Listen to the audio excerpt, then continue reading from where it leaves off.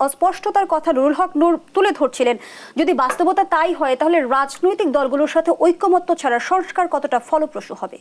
দেখুন, নূর রাজনৈতিক দল করেন, নূর এখনো কৌশলী হয়ে কথা বলছে সরকারের সাথে অবস্থানের ব্যাপারে। আমি আপনাকে পরিষ্কার করি, আমি যেহেতু আমার কোনো দল নাই, এই সরকারটিকে আমরা ক্ষমতায় বসিয়েছি।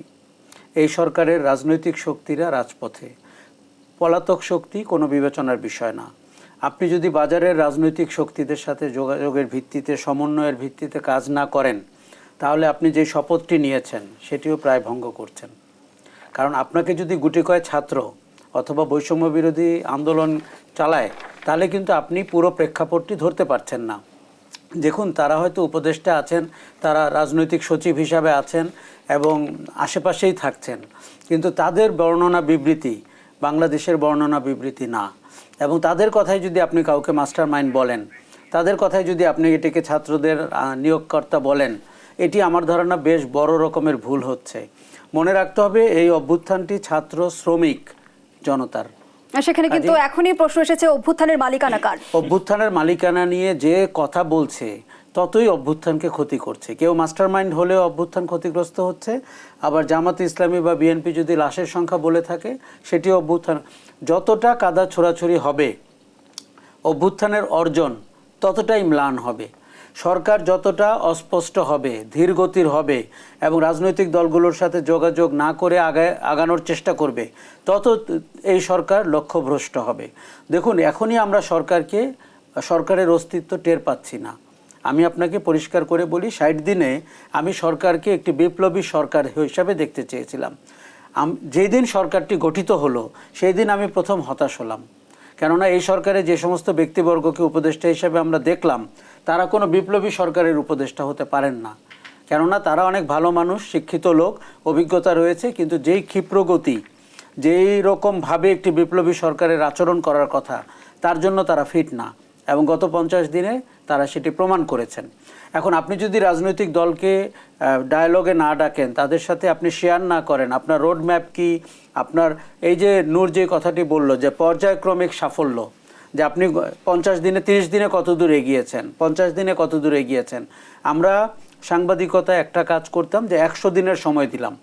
100 দিনে আপনি কি অর্জন করতে চান, 100 দিন পরে আপনি বসে বলেন আমরা এটা পেরেছি, এটা পারিনি। সরকারকে এইভাবে আমরা জবাবদিহি করতে চাই।